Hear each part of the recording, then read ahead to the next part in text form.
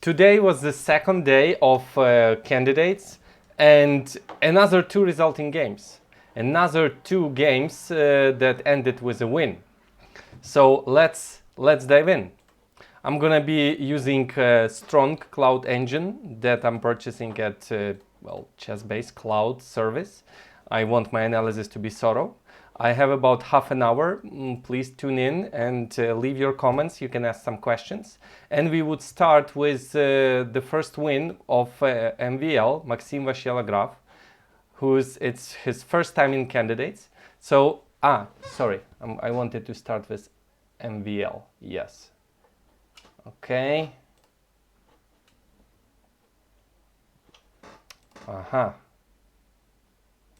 Sorry for that. Yes, MVL.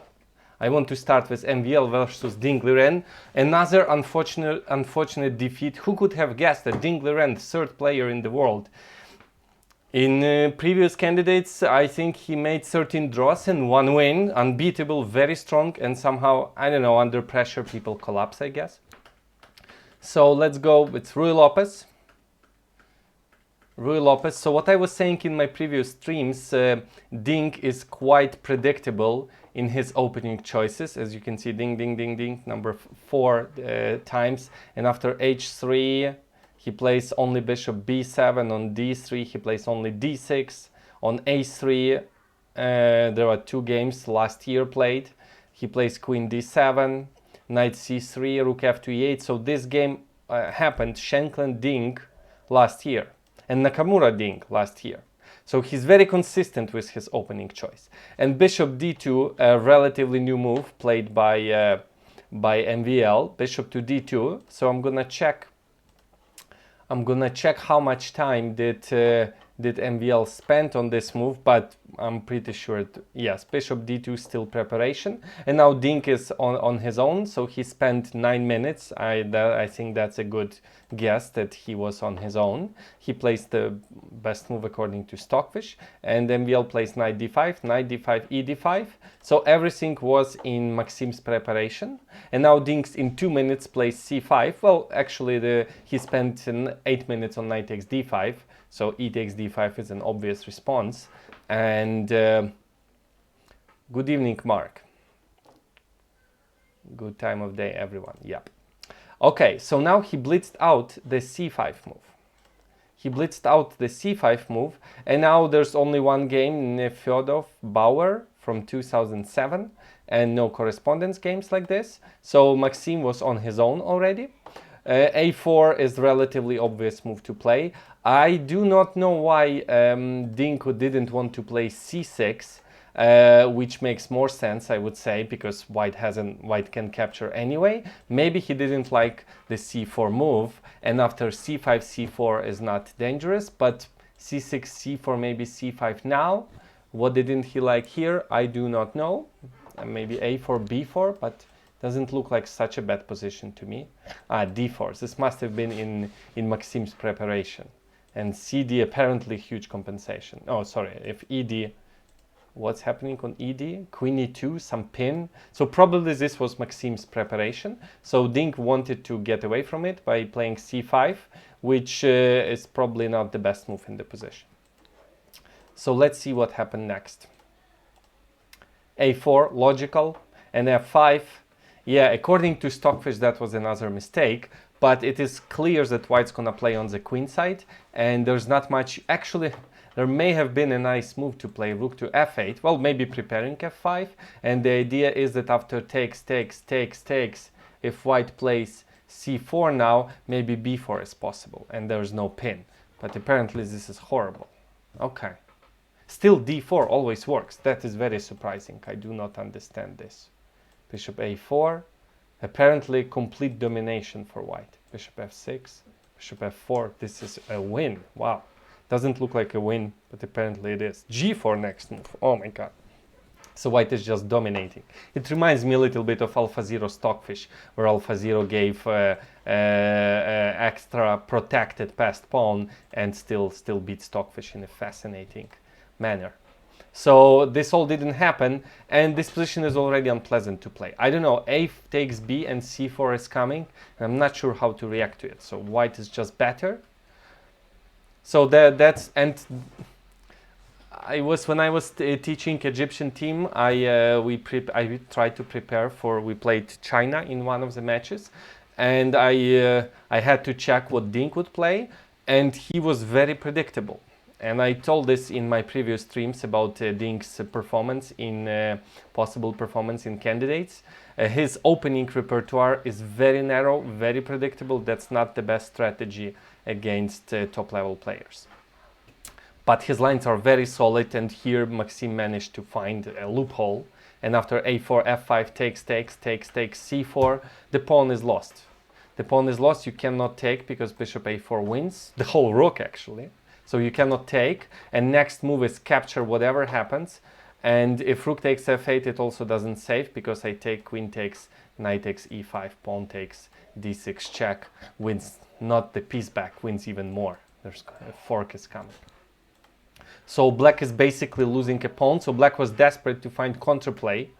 What else you do? Because if you don't do anything, white would slowly convert the extra pawn. White would go bishop c4, white could go b4, white would then go to a file, extra b pawn. So it's very hard to play. Human nature tells us look for a counterplay. Knight h2, great defensive idea, because h5 g4 not something you want to face in a game, you know, that looks dangerous. Knight h2, and now h5 and g4 are stopped, and it's really hard to push. So he tried to support it with the king, Steinitz style, but it just didn't work. Another very good defense by Maxime. g4. On one hand, you're not supposed to be moving pawns away from your king, but it completely cuts off all these pieces. Now h5 is impossible. e4 now belongs to white.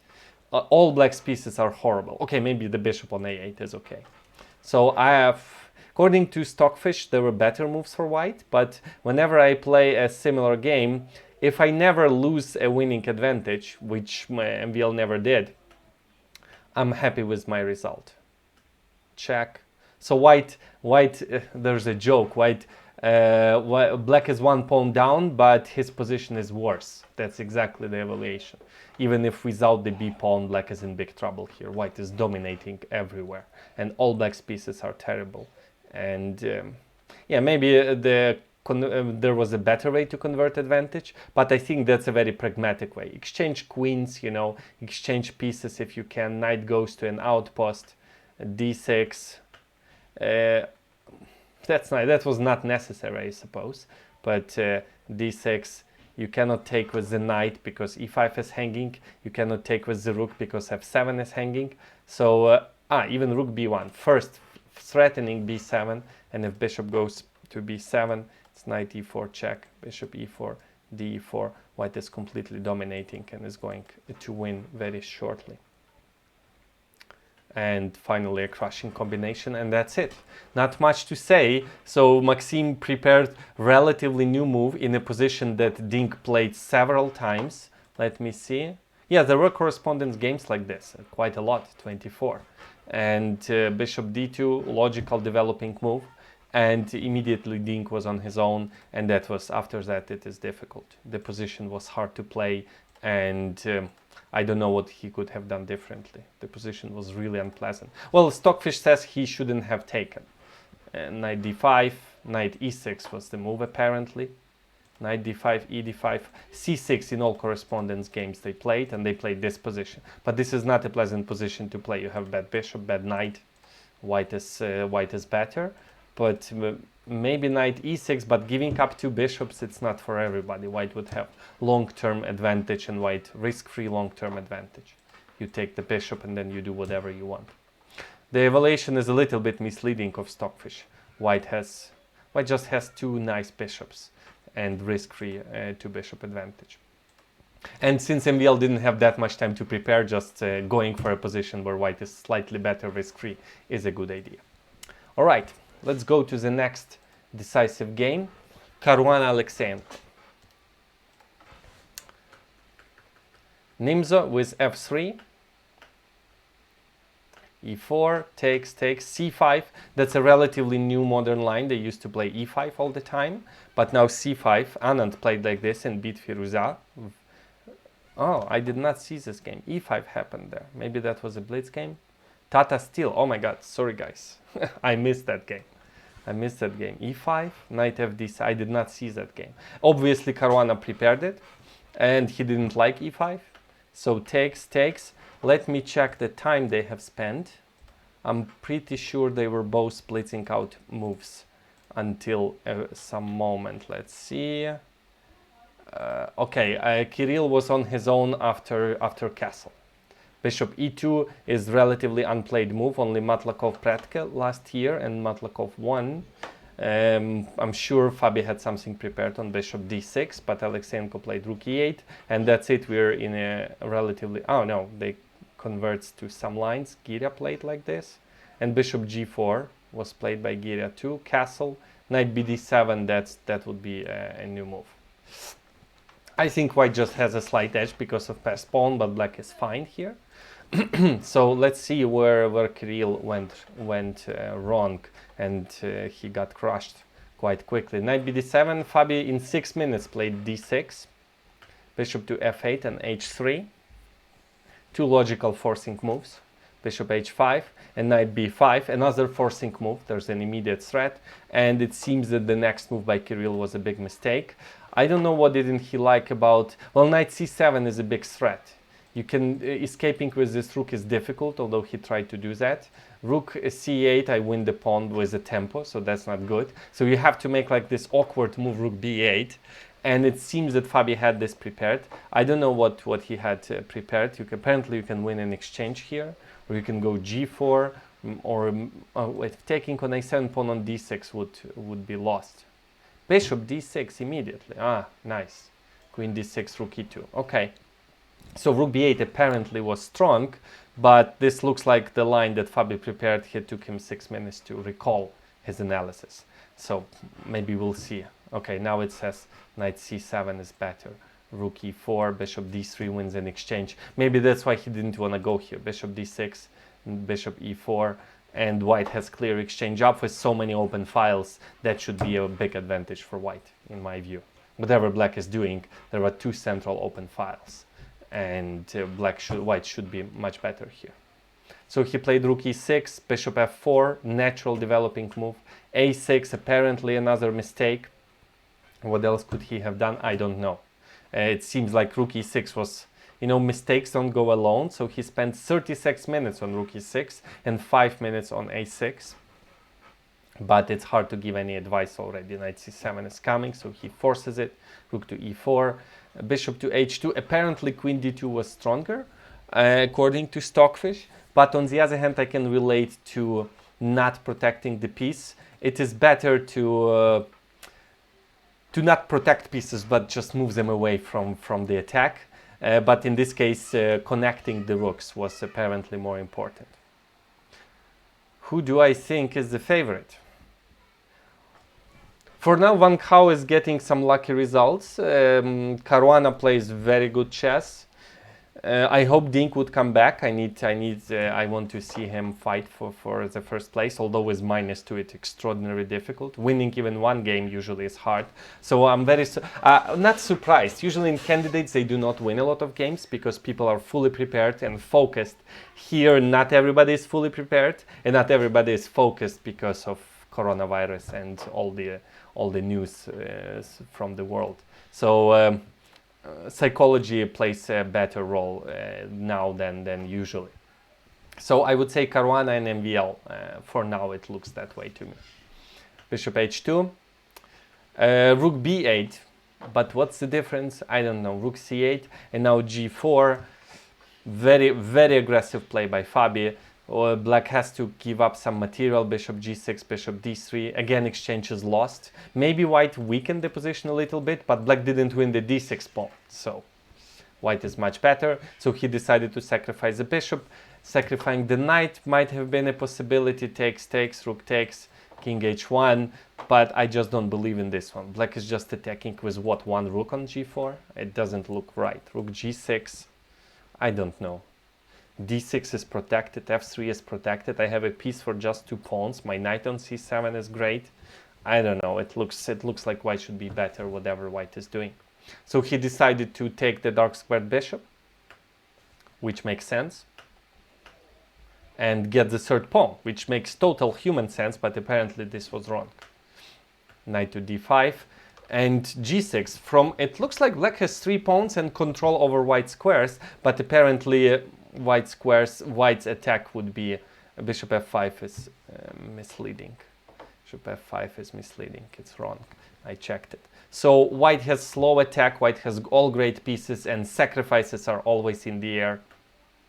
Knight h4, great move, and now rook will join, and then some knight f5 sacrifice should decide eventually, and Fabi won in a great fashion, and Kirill had like several minutes here already, so the crushing combination was, there were too many ways to win here, not even going for an endgame. Checkmate is coming, checkmate is coming, f6, knight f5, king f8, or check or quiet move, it doesn't matter. Check goes here, k1, that's it. So it didn't happen, the game ended here. He resigned right here. So great preparation by Fabi, great defeat. Just like with MVL, something similar. You prepared well in the opening, you got advantage, a huge advantage, and then you just converted it flawlessly. So good work by MVL and Fabi. All right, next game. Nepo Grishchuk. Okay, this was another game that Grishchuk should have won. Oh, okay, he didn't have a winning advantage, but in both games he had very big positional advantage and couldn't convert it due to very poor time management.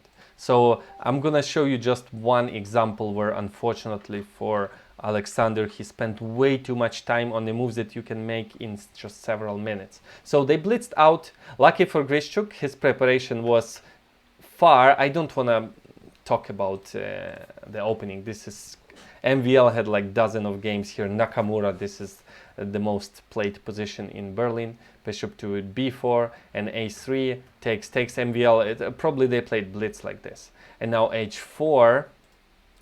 And h4 already 13 minutes for Grishchuk, so he was surprised.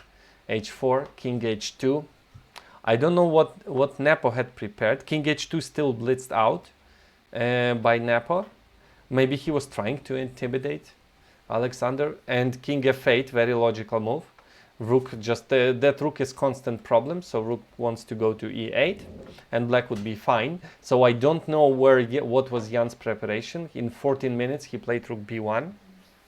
Usually the idea of doubling these pawns on the queen side is to stop potential pawn movement there ever. So it's very hard. Hello, for real stupid. Okay.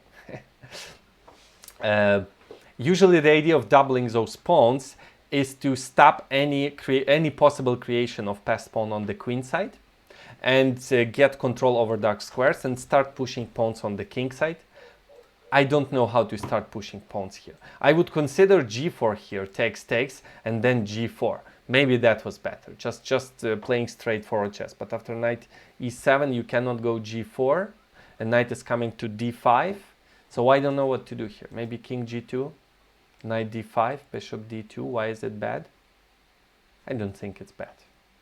Knight b6, g4, knight c4, bishop c1. Yeah, the problem is the pawns are not going anywhere. It's really hard. Maybe king g3, h4, h5, that's the plan. By the way, you see Stockfish, I'm making human moves, and Stockfish was giving big advantage for black, and now it says almost equal. So this is very hard endgame to play, but as far as I understand, that's the idea. You double pawns, you leave all those weak squares, and you say, what are you going to do about it? I'm going to push the pawns on the king side. So instead, he decided to go rook b1, b6, rook b1, b6, rook b4, and on rook e8, Grishchuk spent 36 minutes. 38 minutes according to Chess24. With all due respect, I find it ridiculous. None of the moves is worth that much, unless you're like looking for a win or trying to find the only move to not lose. Like This is a quiet position. Any move is good. C5 is good. A5 is good. Rook E8 is good. He was looking for tiny nuances, I'm sure of that. But 38 minutes, they have like what, 100 minutes or so, no, 220 minutes. With this time management, he's going to play 3 moves. That's it. He's going to play 3 moves and run out of time. That's just purely mathematically not a good strategy. So, and then when he needed Rook A4, A5, C5, all these moves are natural. He did outplay Jan. He did get big advantage with black. Well, not big, but very pleasant. King G8, yeah. Here he was very low on time already. King G8, 6 minutes, and after that he spent like seconds.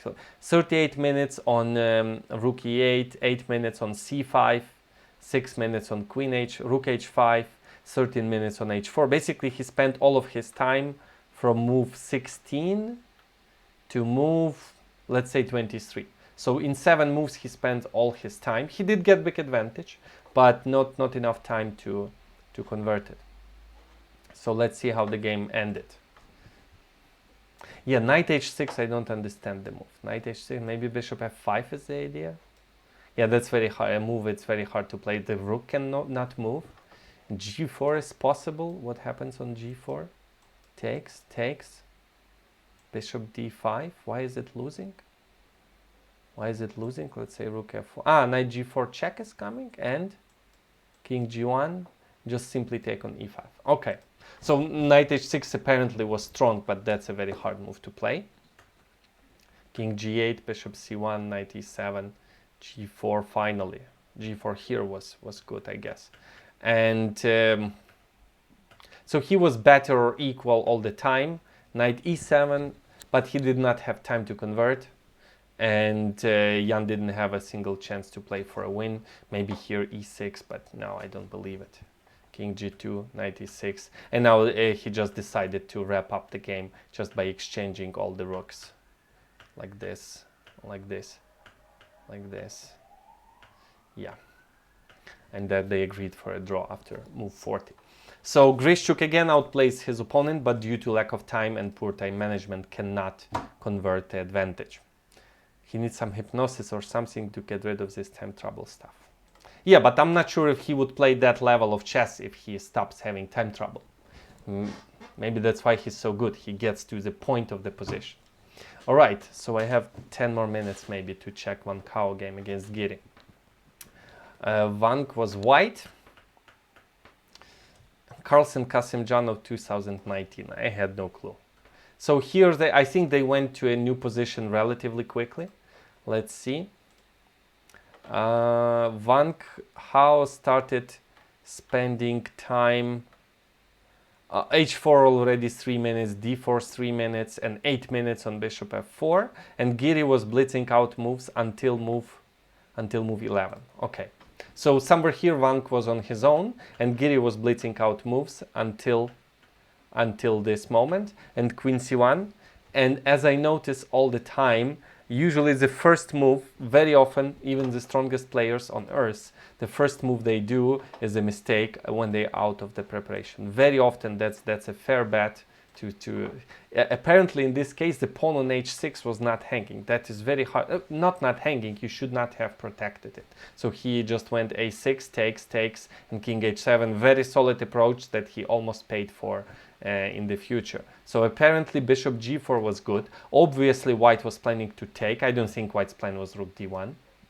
Doesn't make sense to me, although maybe if he really doesn't like. And after capture you don't take, of course, because the queen would be, and then you go queen b6, the knight is hanging, and then rook goes to e8, and apparently minus 1.5, huge advantage for black. So white didn't win the pawn, white just won the pawn back, and that's the major difference. And black has enormous attack. So here after bishop g4, Giri was just much better. Rook d1, king h7. Why is it much better if I take rook c8? Wait a minute, if takes and rook c8, then queen e3, and if now queen e3, it's rook e8. Yeah, the queen has no good place to go, and since he included moves h4, h6, the g4 square is just horribly weak, and black is just better here. And Giri decided to play passive, and he almost paid for it. So white got great advantage. risk-free advantage against isolated pawn. You can exchange queens, you can do anything here, but exchanging queen is practical, a very good practical approach, because white's king is potentially weak because of this h4 move. I don't know, knight g4, and then could be some mating idea. So removing the queens, and now white gets slight edge, and Wang outplays Giri. So the moves that surprised me were h5. Yeah, I think if Wang wanted to play g4, he would do it earlier. So I don't see any need to go h5, because it fixes another pawn on white square, and that bishop on d7 would be sad. I would more like g5, you know, takes, and then king g6, g4, some counterplay. So I would, so h5, knight to e8, knight on f6 is terrible. This pawn is dominating it. It has no place to go. So Giri decides to move it to c6, which makes sense. Knight g8, bishop c3, bishop h6, rook d3, improving the knight. Coming back with the bishop. White still gets a slight advantage. White can do nothing, and there's nothing black can do. But white is better simply due to weak pawn on d5. How easy was bishop g4 move? If you're referring to the opening, it was not easy, because Giri sought for 47 minutes. Oh my goodness, 47 minutes. 40. He knew that queen c1 was wrong, I'm guessing. I didn't watch the press conference. So he tried to find the reason why, he couldn't find, but 47 minutes, that's a horrible time management. He would play like 2.5 moves and run out of time. Okay. So white was simply doing what they are supposed to do. Exchange good bishop, put pressure on the pawn, put more pressure on the pawn. I didn't like b5 move. I think it helps white a little bit. Doing nothing is a good strategy. Just do nothing. Probably white would try to do this. Or bishop g2, f5. I don't think f4, because too many weaknesses. But b5, a3, rook b8. He was desperate for counterplay. I can relate to that. And well, b4 would provide counterplay, opening the b file. a5, knight d4, and bishop d7. This move shocked me a lot, because the way you win against isolated pawn, or any situation where your opponent has one weakness, is by creating another weakness, and then you keep attacking one and then the other one, and then the opponent will have very hard time defending them. All of them. And here Giri, with his own hands, creates another weakness on b5. Another weakness on b5. Okay, how much time did he spend on b5? 1 minute, a5. Yeah, bishop d7, 30 seconds. He was low on time, I'm guessing. So a4. I don't understand this move. Okay, maybe at least you don't open a file for white to penetrate. Maybe that's the key, you know, and maybe you want to go rook c3 and attack that pawn. So that makes some sense, but after takes, bingo. Two weaknesses, almost impossible to hold both of them. The knight can come like this, or the rook will go around, or there's lots of ways to attack. There are two weak pawns, and here he was collapsing. Rook b7, rook c1. Rook is coming to c5, so he decided to give up the pawn, but by creative play, Giri managed to survive this. This is a horrible endgame. White has an healthy extra pawn. Rook and bishop are better than rook and knight in open positions. The pawn on d5 is isolated, so only a miracle could have saved him. You remember b5 was chess24 computer's best move. Well, if you follow it up with b4, the point is not just to put the pawn on b5 because it's so good. Well, first of all, chess24 engine is so weak. It can blunder, it can suggest very make very silly suggestions. What was the depth? Let's see. b5, I'm just checking when b5 was played. Yeah, depth 21 is... I don't want to even comment. Depth 21, maybe one day you can find on my YouTube channel videos where Stockfish is blundering and much higher depths than 21. Not to mention not to mention even positional poor decisions. So here you can see a powerful stockfish, not the one, and well, b5 is second choice and white is clearly better after it. Knight f5 may have been stronger. Knight f5 put some pressure on e3 because d5 cannot be captured. Now b5 is not even in top 3 anymore. So no, do not listen to that engine unless it's purely like tactical, then maybe it's okay. So how did he survive? So normally a player of Van Gaal's level or any player of candidates, this should be like easy peasy. This should be like white should easily win this one.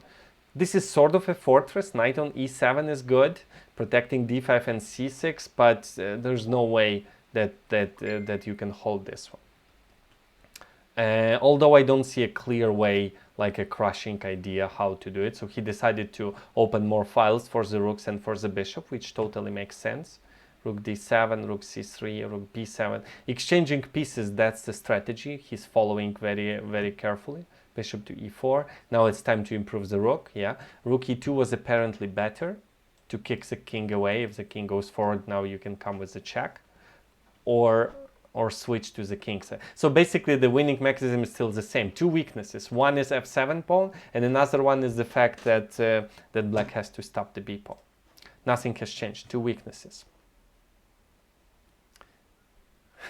Usually I calculate 2.1 ply. Yeah, I know. So there are only few positions, you can find it on my channel, where humans can calculate better than stockfish. There are only few left, but there are still some available. So rook e2 apparently was crushing, kicking the king, bishop, and then bishop c6. Played rook d2, rook b3, bishop to c6, knight c4, and somehow black's pieces became very active. And some weird perpetual. Maybe he should have continued playing for a win, like king e2, knight e4, give up this pawn, rook b8, knight f5. Why is it? How can you stop the pawn? b6, knight f5, b7. Knight is exactly on time, and then in the best case for white it would be rook and bishop versus rook, which Giri can hold, I'm sure. So knight is a very tricky piece. You never know when it's gonna jump and create trouble for you. So lucky save by Giri. He didn't deserve to have, his preparation was good, but bishop g4, or I think the stockfish says that even knight e4 was good, but knight e4 I don't understand the move. Bishop g4 is very logical. Just understanding that the pawn on h6 is well, not hanging, you get enormous initiative, and otherwise black is doing very well, and the game would have ended maybe differently. And Van Gaal did not convert this one. So, but on the one hand, yesterday he got lucky to win that poor position against Ding. Now he got his luck taken away from him, not winning, completely winning position. So in a way, maybe that evens things out. It's not a good idea to make any prognosis. Anything can change. Like anyone can win against anyone in this tournament. So even +1 or even +2 if Van Gaal would win. Way too early to make any predictions. For now, it seems to me that Caruana is playing very good chess and MVL. Nepo not so much. Grishchuk is playing good chess, but the time management issue, if he hasn't solved it for so many years, I don't think he's gonna do it now. Who else can fight? Van Gaal got lucky. So far, was worse out of the opening yesterday. So 2 games out of the opening, he was much worse. Who else can fight? Giri not so much, at least at the moment. Ding. I hope Ding would win at least 1 game soon. That would bring more interest to the tournament. So far, Fabi is playing very well in MVL. Alright, thank you for watching. Check the description of the video where you can find how to support me. Subscribe, like the video, tell your friends, leave more comments, and Van Gaal missed a golden chance. Yeah, you can say that. No, golden chance, that would be the last round. But round number 2 out of 14, that's nothing. Even if you win like 3 out of 3, that still wouldn't guarantee anything. Anyone can beat you. What's wrong with Ding? I don't know. Maybe it has something to do with the coronavirus. Maybe it has something to do with. I think it's purely psychological. So today he was just outplayed from the opening, but yesterday there was just an unexplained decision to play f4, and then did not find d4, which was saving the game. I think he's having a hard time finding his play, but that can change any day. Just one win. I don't know who he's playing tomorrow. Let's see the next round. Games and standings. Round number 3. Dink Caruana. Okay, not tomorrow. Giri Vashelograf, Grishchuk, Van Hao, and Oleksiyenko Nepomniachtchi. All right. So tomorrow they play third round, and then would be a free day. Thank you, Mark, for thanking me. And it's time to wrap up. I would see you tomorrow. Stay safe, stay healthy, wash your hands, and take care. Bye-bye.